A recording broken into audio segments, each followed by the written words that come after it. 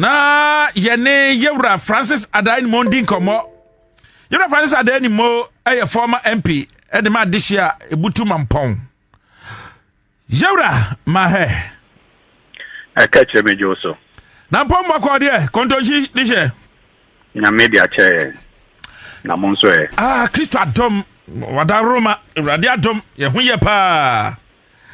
We de mayanhwe Yewra Adai ni mo ejabo jana nya ba wie me da ye tenase fra na pakosi anyumbre bobo hu de hu nkomo keka ne ma bomo atiti bi firi mu abato yi koye ba so nyina na wie ye sai na wusifa hu no. Well, the kind no mami ma NPP adehye nyina ayiko wa abato a koto ye eyi franketuni edema party no for 2028 general elections or my Ghana mono. Jumedie no course or asumdwem.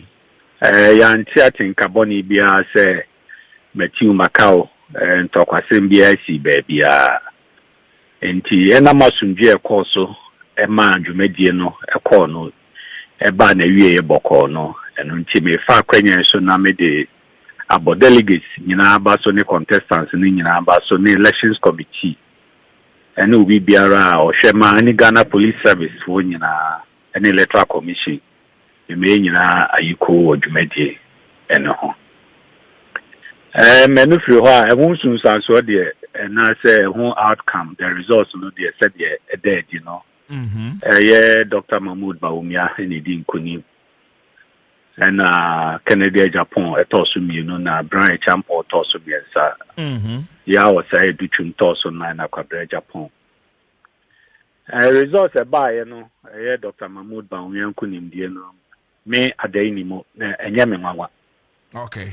Enyamenwa say if you say oh share jumedie no any chance nyina ifri last year 2025 June. Okay.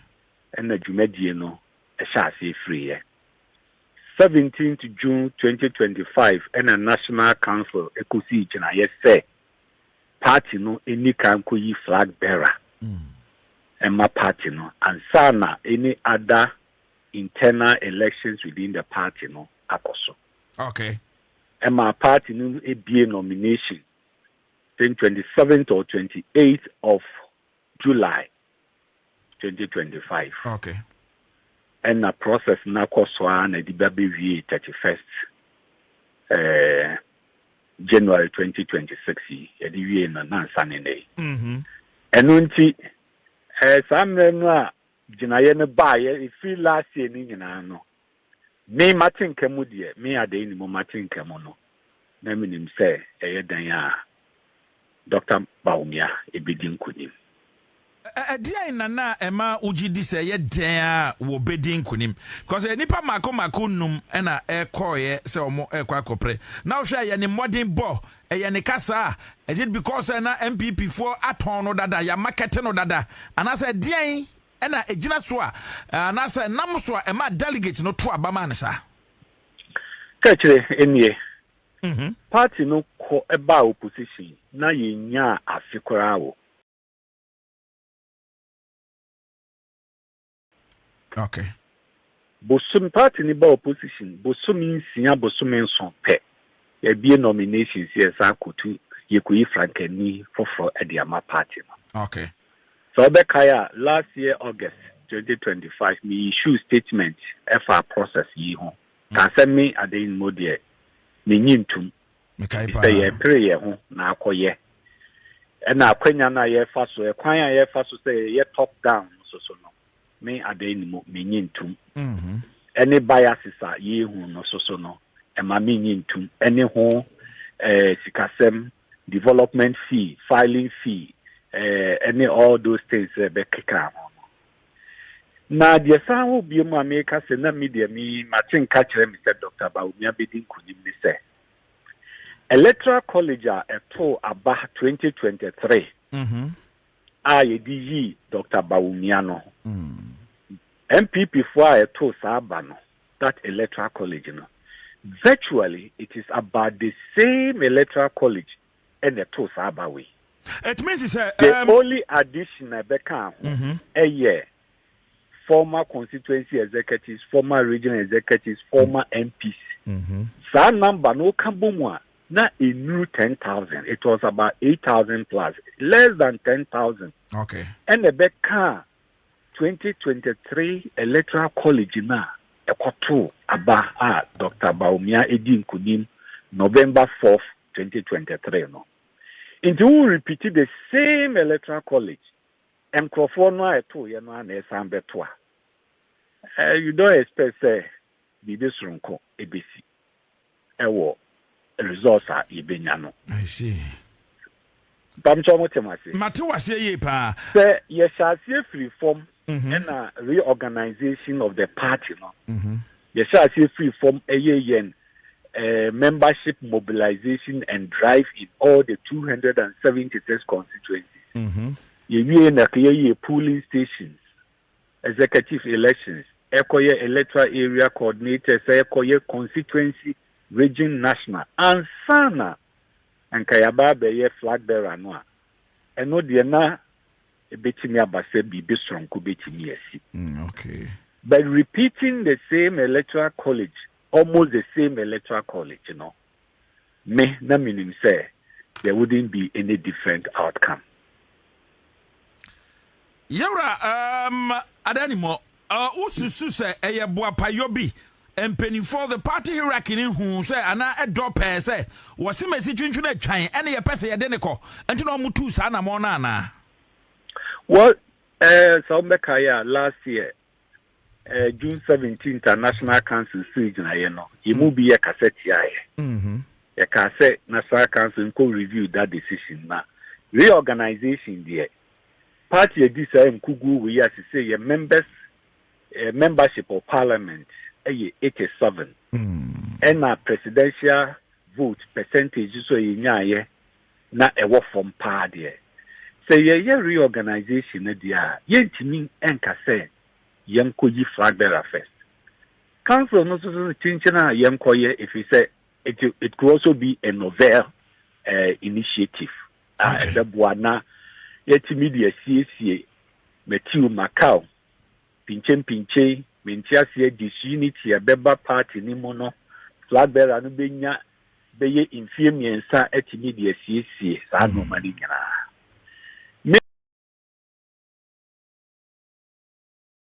Media, na mimi hunisa. Okay. Mimi hunisa. Look, sir, ye should be for the Kosora. Flag bearer no mrano. Nenya fe na wono na wo be devote to the time nemre edi akwa reconciliation and unity talks here and there in all the 276 constituencies. Flag bearer no de ka wuyi ni no ano na emre na ben say ye be ko apatu ni mu enti ne policies no eno de ba aban ye wo so ye NDC aban ye Rajon Mahama aban yi ni sin toye and ye criticizing near the new policies ebe solve the problems of the Ghanaian economy no and the Ghana for problems no na ka ye de no and the flag bearer na ebe champion through the manifesto ebe ba foforo I know this some of the better Ghana for any na ye di kan yi we ye with the whole of 2026 11 months and aka ebe so next year 2027 ye were 12 months Okambo Mana 23 months. 23 months, yeah. Then there were another 11 months in 2028. Or they come one, Senecobe 34 or so months. Yeah. And Sana Yabeko to the next general elections in December 2028. In Tina Kwakwa say, I say, ye rush to do this. In Jaden Yinyahu Abotre. Then so National Council, the second highest decision making body of the party. Okay. Say Chinchina, ye Kwaku this edge way. Ye need be that would monensi ni come conclude. Inti Senate members of the National Council, a bibu tayene say 2024 presidential candidate Dr. Bawumia Chinchina ye pesi edine kwa. Sabi ebia enke betumi afa akwanya foforo so ama still no otumi asa beye the candidate for the party. Correct. Instead of this approach. But majority of the National Council, Mekai say omusi jinaye kwa na yebeko for constitutional amendment. Ewo Legon. July, I think it was around July 17th or so. Okay. Former President Akufo Addo requested by saying ka omon postpone ukran fanko August ending of last year. Ninyina no anye adwuma. Hey, meba, you rather anymore. So President Akufo, former President be can say na anye adwuma. Na eno kire say party no yemfo buo ma na na asesen. Oh, nye buo de na me kire say samre no ye be kwa constitutional amendment. July last year no. Na ye Akufo etukwan. Okay. But the request equal National Council says the National Council or also a member of the council Betimia and Kayem postpone the constitutional amendment date in July and Fanco end of August 2025. But party but National Council say party no my bibia into Jumedi and Bebaso. So the point I'm making is a process we no also examine and evaluate the fairness, the transparency of the process. A DBG flag bearer, Nansani Nenwa. I was so coachi. A coco said you may deal with ICC. If you see Constitutional Amendment Conference, no Legon Sports Stadium, no. If free one no, a few days later, and a party need be in nomination for the conduct of the flag bearer election. Okay. And one thing I may say, me, we share that process and no may see in Anua. That you need to say, lead to this outcome. No one and a bebe, into a no and a bemi. Into some of us, we have been vindicated. Say, dear, ye whom ye say ni bisian, and no, and I see. And I'm more penny for it to ma near Mususun ye abemi. Okay, sir, and now Gidi say, bet me in Fasobi, Fasudi be a party no. I bet you am a party near to me at Na Honum. Apre Agitumi come 2028, and I said ye home in 2024 no. Bribisa na shy best I huni beam. Well, Nansane ni Jumedi. Flag bearer, Dr. Bawumia, Ashase reconciliation and unity within the party. Or see this year, obey devote to them to ensure party reconciliation and unity. Reconciliation amongst members of the party. Said the Beya in Kabum, Ebejina. It is a penning for can say, prior way, or Kabum na ubua, imu, the Momuyi in Bako dia, na ubua, ibu. Enti afe ni ehwe enkabom so die ye mfaya no keke na ye kan o enkabom bia woni fapem o penipa nkabom a Accra FM mo endumaifo ambo wo ho mo pese mo kam ho bom a na mo panyini mo managing director na chief executive so o kam bom a se e wo se o hwe se pepepe yo so be dey be ejuma se pepepe ya anya ejuma no no woni favorite e wo mu a e be re na wo mu a o mu nye ni favorite no so beti ase e be kan bo enu nti de me kire ni e se ye wo flag bearer ona odi party n'animu a or the Boakye presidential candidate electoral commission in 2028 it will be nomination for the next general election, where he becomes the presidential candidate for the New Patriotic Party for 2028 election. Into Onua, they say the flag of NPP no o kita no nana montua obitu no ena yenyina obi ayede behwe senkabomu no yenka no wo ya no keke nemum pepepe yo beyede ene be ne fapem ebe ye adwuma ka chire pepepe yo ho a onkasa pio so bie nim se meyɛ bɔne a meyɛ ade nim meyɛ bɔne a asotwe a ye de bema me eni saa so na wo ka akire a wo so wo ku ni mo ye wo so ye bone a wo so asotwe so wo se ye de ma wo de eni na me ye bone ni atwe maso na wo ka akire wo ye bone no ya antwe maso okay ebe de na nkabo mu aba ena dwumadi so a ye die obi enim se obi a kokrumutie ye baako kokrumutie baako no ne ye kabum ena ya yedai ye wadi nkuni sesei Dr. Bawumia NPP enim na odi akogana fo nyina enim NPP ma eto aba no around 200,000 around 200,000 as fin obeko millions of Ghana fo enim a ebeto aba by maybe 16 million, 17 million or over. And nim eduna no this sem akoto wo mu anim amase ombegina tumu anase ye nyintu. Inti dwumadie no eni asudi kese no ekita Dr. Bawumia. Na montu obetu ne mpanimfo obepa wo mo no. Eho ene bechere. Se pepepe yo ewo party ni mu a ye nyina ye di eye adwuma. If you said yes, you say last 8 years NPP are buying a buy Europe. Akufo Addo man penny. Na Dr. Bawumia vice president, you know. Party manu binum ehu ni say. Womo akoma efo womo yem. Anase ebufu eda so wo party manu ibinum. Say any fi treaty yen ankasa yen party members say ni etimi esi treaty ye ho. Inti si efre obi ase emra ni nyina nkabom ni anya adwuma ebia obi bebusa say na me bei me chefa ewom so say okay so a legitimate question I'll be betting me why do we even join political parties for a mutual benefit?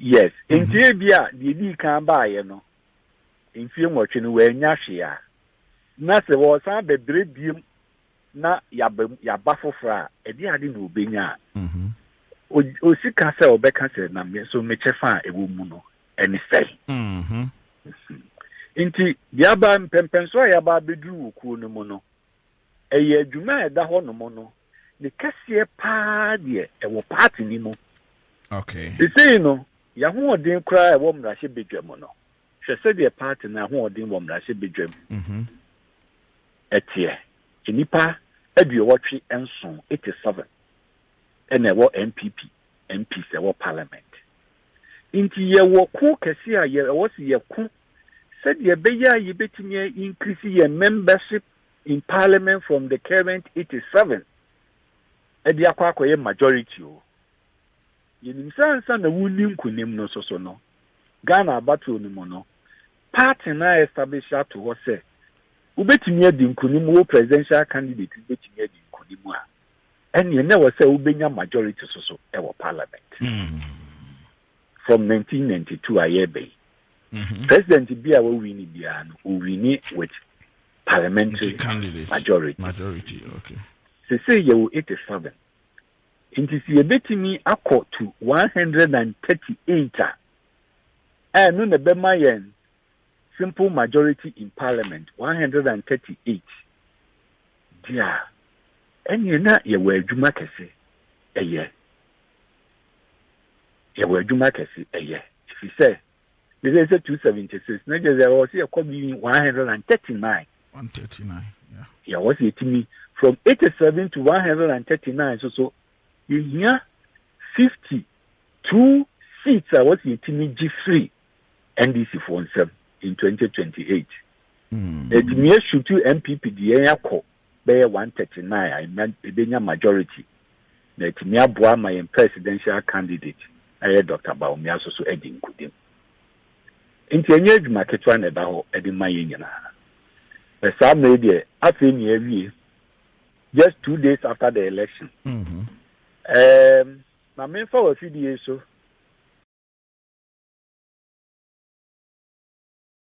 na me ma Dr. Bawumia inkunimdie tirinkwa na me nuanom so a omukoya anyi no so no so me ma omo hyeden na mensem na machirechiri mu e de ato ho se e se dwumadi e da party na enim no tinye dwumadi e ketwa General Francis Addo ni mo wabobon nsem so actually the party needs reconciliation.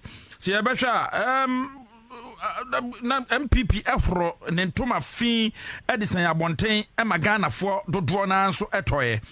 We bow see the 10 cents of Osimesi na ya beka no poto na ye ko.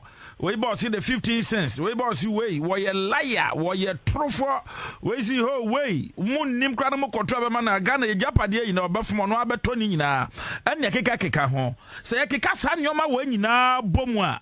Na se NPP eka se okay, ya reconcile, ya reconciliation. Nya we kan me de ache no. We kan me jemu manaka. The majority of Ghanaians are answering we not Tom was from no better no more Timmy and ya GDA. Our a particular and I said Dr. Mahamadu Bawumia NPP yinimu near Akoto Abadiamano come 2028. And you will be our car will be our sense biano on the Becquabon Kwaku Annan. Uncle sign on. Sammy at the moment make the 10 cents of Ubia. Dabi. Into wow, car will be 10 cents or 15 cents or 20 cents and all. Yeah, reconcile. Edin Kabumbevia was all quabontin soon as I catch a Ghana for say, yeah, the Okai and Yano Cran as a Obwa. Well, yes, I didn't want now because and internal elections, ye qua ye cassatre, ye must say, Yemma ye cassa who ente if you see via a yan cassa ye. Into Oko Jna, Simpieso, Eco Sopa, Yonko.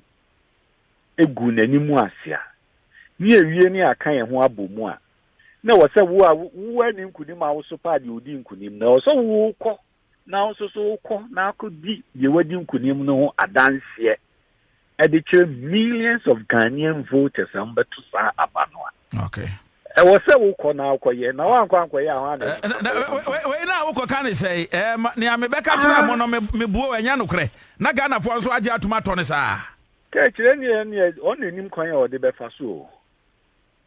Enunti na amanyosem ye ya e wo se wo show kasere mu ye. Na me adanimo me ko campaign a me ne me competitor asem me inform me competitor din e be kama sem kra. Me ka de me metini aye de me pese mi eye.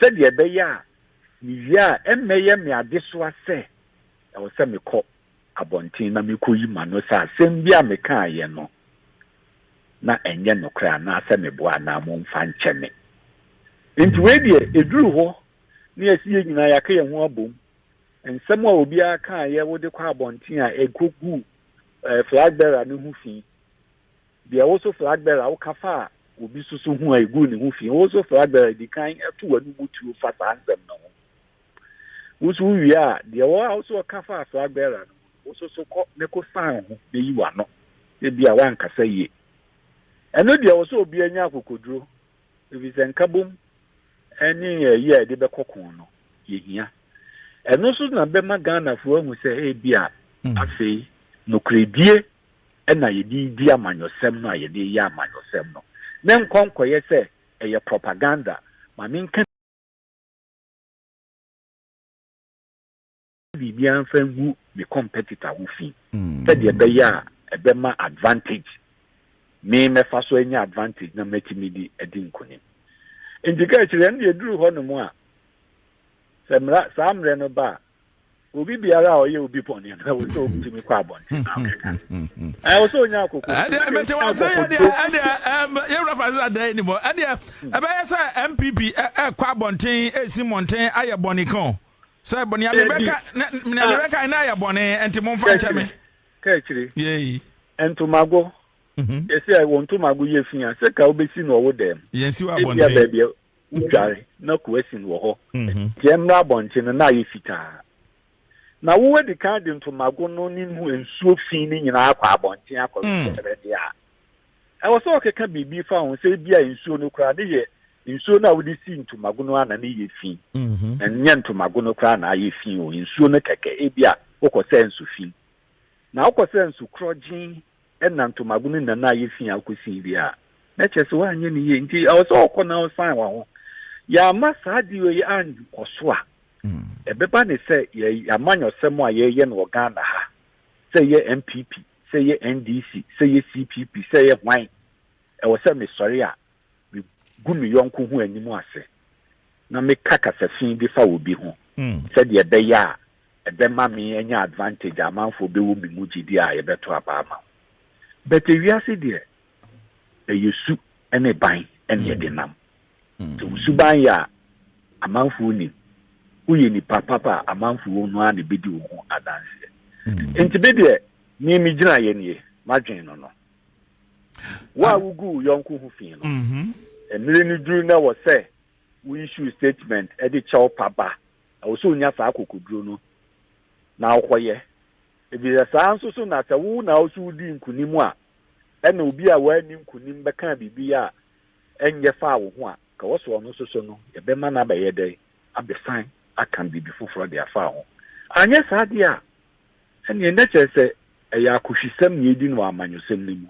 I see. You know, a man can be bassa and from a young co.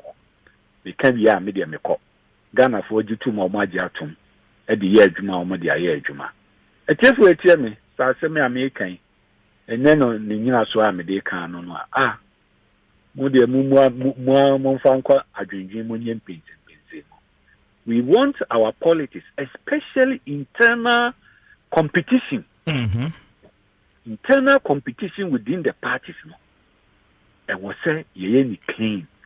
After 32 years, we cannot continue to do the kind of dirty politics we do about one another just because it can inure to the benefit or advantage of me more than the other person.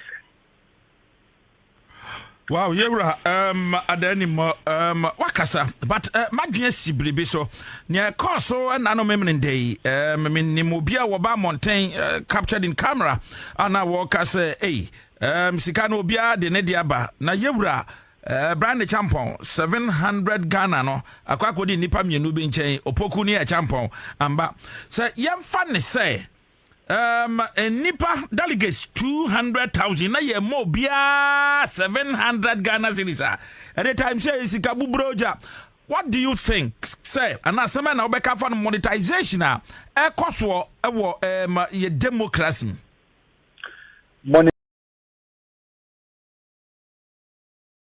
monetization wo ye kabi mamen kabi amemwe mu de me ade nu makasetia a lot of times and couple of times makasetia. Okay. If you say no enya and no say enunti ye NPP amanukum no ha. Yes, Lemfan say just on election day enipa be 200,000 and na koma obi 700 Ghana cedis. By simple multiplication, it is equal to 140 million Ghana cedis. Yeah. Just one day for the election. Also, the ama delegate bia Akoto abaso onfanye kesika. Infri the fee and koto aba no infa bi ntomsuo no. Enipa 200,000. Now utia we are 140 million Ghana cedis. Baby or crank be subject to Nipakro to investigation. Yeah. How you raise the money, how you got the money. This is election day. Now we call campaign rounds so no so we could share Nipa 200,000 now share will be 400 and also some 80 million. Only 80 million no beka 140 one. Is it not 220 million Ghana cedis? 220 million Ghana cedis. And if we were, cars are the call, yeah. Fuel out the to yeah. With team members out yeah. Any all the other incidentals, you know. Not just one spending crowd for this particular NPP flag bearer election. No. Was spending not maybe less than 300 million Ghana cedis. Now they we need bear flag bearer and I said now may on my beginning. And unti yes monetization aha adwin na ya pebe kwan amfa so a Ebe media me my proposal be. With the BB to just say. Yes, you're opening up the number of people at Ebeto Abano, expanded the college in Ipanado also, which is good for the democracy. But you're making sure that the party no be taking control of the campaign of all the contestants. And the best say, Ediamai, inti party no best say, look, this and you call Ladade Kotopon constituency. If you are a beko crow, you be cock lejukuku, you be cock lotte collie. A bassa biases baby more. Maybe the party in the SSR. Into more candidates in the more music had the Aman National Party, no? Into party in the also Fred delegates in United Mumbeshia. Each constituency, more better ban the contestants neighbor. More Bishia, more animal Becassa. Contestant be anywhere Kwaku Chesika, Honomo. Oka say we are. It is for the executives of the party to ensure say members no be bad yemo. Omu yeso a omu asan akofi. Nem konko ba say e was say wo candidate no. And there was a way arrangement. Obet form team in each constituency. Obe kokwa e was omo copy venue, echo high. Ekope PA system, ekoye decoration, ebeba enye sika ketua, uwie susu a obiati enti a ubetua no eso ho. The party ni na take control no omo say, this is how you bema campaign no for the presidential or flag bearership elections nako. Ekwan ye fasuni. Party ni na behye more candidates, mo 5, 6, 7 no. Ye ko constituency we ya bu nyina na moko obi abekasa wo hodo mo ohuno eno makwan e masa monetization ye dey ye bre na se bo ujai ma obi aso obi ankonko di na adwuma ebi mu ye ebi no ma spend be 300 million no inkunim bi ama the vote onya no ko compare wi a obi hu se abane say afi na to adwenjen Sabi epokra no nso togu nso anto amumu a se betimi asan nti sika bia also wa de ma wa is under lock and key e wo dan bia mu no wuyi no se fa ebekofo nti no process na aba no e wo se both parties major meaning say as it is now no NDC kra no omo electoral college no for the conduct of omo flag bearer election no omo numbers no edoso sene NPP 20 the last NDC flag bearer election was 2022 or so. Yes 2022 President Mahama called the rounds no 40 Ghana cedis 40 Ghana cedis and OTI 2023 and the NPP year flag bearer election for the 2024 general election. Many in the BTI, maybe 200, maybe 300, maybe 400. Oh no. Into what you now your calculation, simple calculation, arithmetic now. Sikabudwa akum. 2026 January and you check it be the into the enipa 200,000 and now will be 500 Ghana cedis, 500 Ghana cedis. That is 100 million Ghana cedis just for one day. Almost 700. That is also 140 million Ghana cedis just for one day. Obi tu obeka say I wuni sika men kopre o man panyina konya. That o man panyina konya no. Ghana constitution here say ye ton. So say sika we e pre to me nya to me a. And that's why kwan bia so e bi na ye hu ye mo obafum Ghana japade awia Ghana. Yes, enipa no so be ye. Obefa kwan ya also e bia no okobo obosia o. E bia no de na japade ni kusi a wo akobo obosia wo bank. E ba ye de begu mu. E ma e ba nsa. Njo ye obede no obetene ka na wontene ka. Enti asemu eda ho no sa monetization na eda ho no mo no. E wo se ye mra a both parties ni nyina no all the parties no be fine agiatum. Ni ahwe how to control it.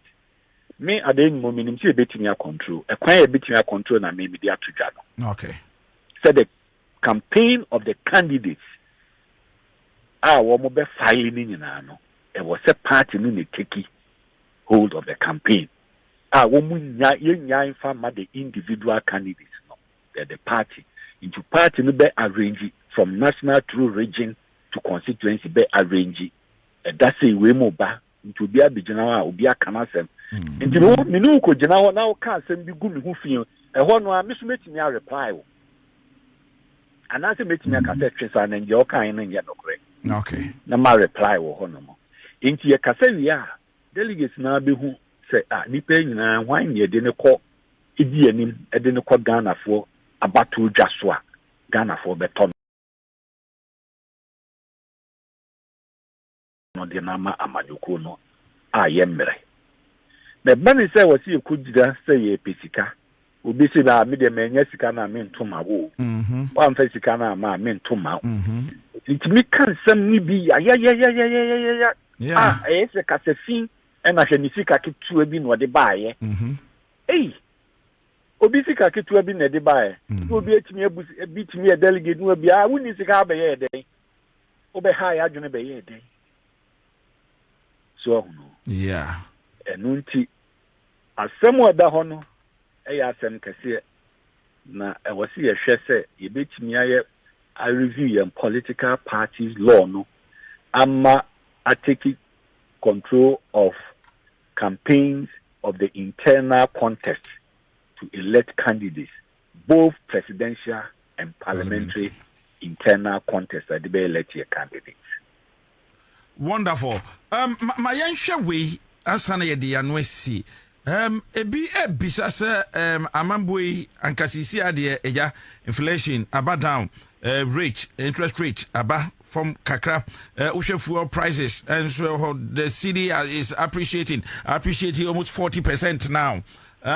Yes, 2028 I besnya kwa Akoto aba and then anka obi bisa because I have had a lot of opportunities to meet with NPP and penifoni biam no we din komo nya ebinom e kan say ya na membo no be kon ne dia and they come 2028 NPP besan Owusu poto hunisa wadama to a large extent or more NPP for cancer I mean no more yard if you say ini pass tremo na ye de toto hu ebia ye wo ho no send city NDC yura Mahamadu Bawumia enoma asetena mu ahenhan krofo a intimi mfansie economic indicators are now bobodin nyina no etchere.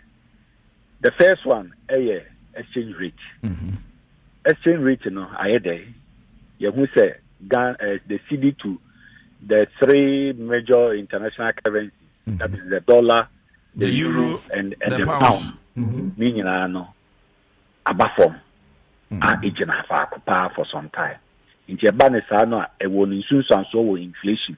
Inflation abafom inti the rate at which anka prices of items ebe kosoro no ayede e wo form. Yeah.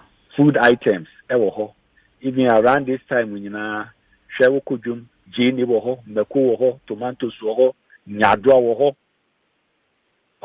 Ni nyina no sebe when nyina simpie so anka kra no a se obi a wokodwom a oto no ma bia aduane didie mu no bia no da bia so bia e wo sa ade ne ho. Nti se binum o se woni MPP fo ni bia kasa na sa na omo kira.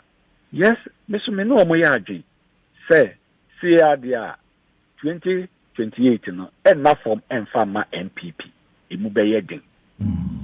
O san ye no kra free ho a second point in the cry is the trend of 8-year cycle no emma advantage to the new patriotic party. Okay. You see the trend of the 8-year cycle from 93 to 2000 that is NDC, then 2001 to 2008. Breaking the age, you know. Yes. And Tiabanesano and also another point. In addition to the economy, the state of the economy, no. Say it so to say the general suya dia na emu eba ababe ye edin edima MPP amanyoko.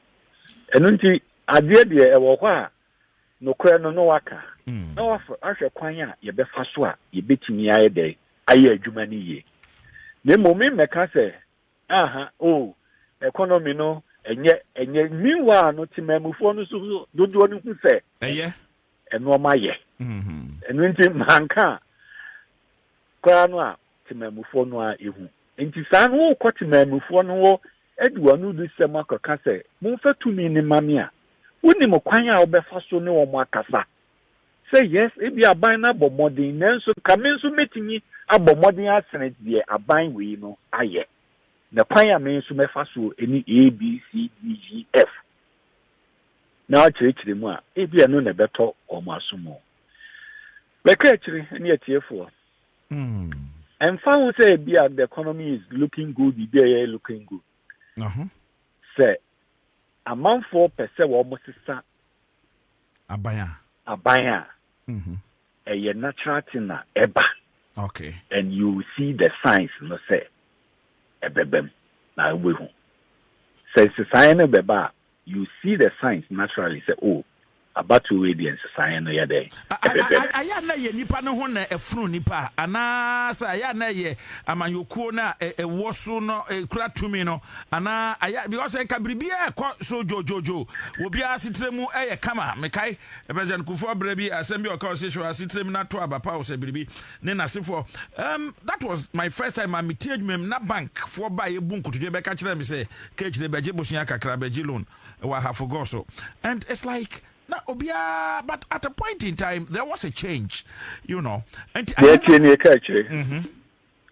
ka manyoko na omo ne hwan ye nipa yan krankra ye fifi ye ba bi ni abaka ye nwa bom e dey form ade edin bi ato ye won so no correct nti amanyoko ni ye nipa ena nipa so e ho fono e nipa 2023 ye flag bearer election me catch me party for say look obi biara wakọ Akufo Addo aban ne mu for the 8 years no obeye flag bearer ma party na ebeye din amaye if you say ohun be funo Ghana for ni beka say ade wonko ade ko na obi nye dey obi so emra mokwaye mokwaba saa ka say the year 2000 na Akufo Addo enu ogina campaign platform so kan mukwaye mukwaba ebi nko ne bi mra enti after 8 years no enipa hofunu nipo ebi a wonya mfom so but the fact ni say ohun afun nkrofo ene nipa bia edurumre bia na open sakrae ewo obi bi ho wona oyire kwa to hono mu na ne tiyo on sistemu a ya wo be ma le to ebi kura hu oba na ho feyi nti na ma no e wo mu a no asesa ni ti yo na ntare yo shemu no asesa ni ntare shemu se de be ya odo no e wo be ma ne oba na ntem no obe ebe de be koso etintin ebe tintin na akoso enu nti me kaka me hu wo abatu mu no say apart from the state of the economy, apart from the 8-year cycle, facial fatigue enipa hu funu enipa no eno nso ya ade a amanfo e de hye omo adwenim omo koto aba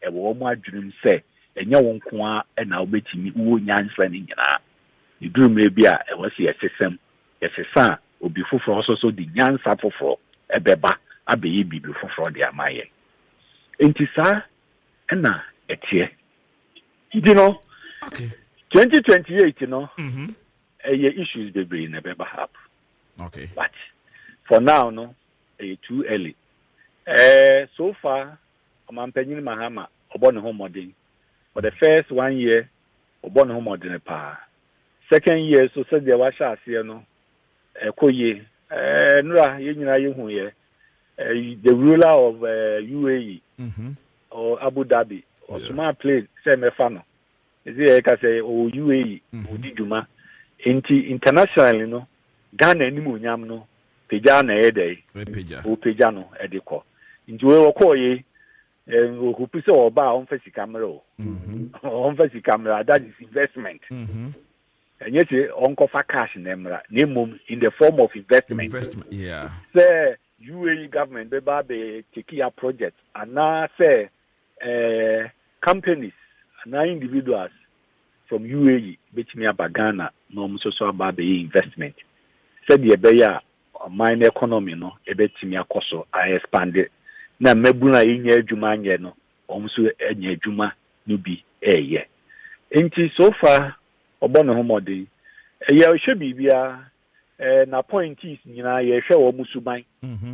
Ghana for hwe wo nyina suban ni ministers, chief executives, deputy ministers ye hwe wo nyina suban. Na ntanya last Friday we could do jumedie wo soldier for an pass out. Mr. Tróuble, deputy chief of staff, Kokotrin, soldier ni cameraman, be free, won't be. So on the accredited Tróuble. Yeah. And Obabe Pacho. And Untino, Ghana for any share, not only President Mahama, the Suban Kwao, and name Vice President Professor Nana Suban Kwan. Name all the minister appointees in bia no ye hwe obia suban a wode ti aban ni mo na minim se obia ne de enye no eze ma makasa che no nti a eno anse no ahon na firi na aban mo eno ano no so kinti no empempenso ya ba beduro no the politics of deep propaganda mean kansem anya no kra ne bia to Ghana for no era no etwamu e say Ghana for person yehu no kra no wa wo de no kra ne ba no akire se no kra we no se na tie na nso metimi afa kwan we so ama enoma ayiyi aboaye ama na kwe ne eno na Ghana for epetie madawase. Thanks for watching. Like and share the video. You can also drop your comment. Please don't forget to subscribe.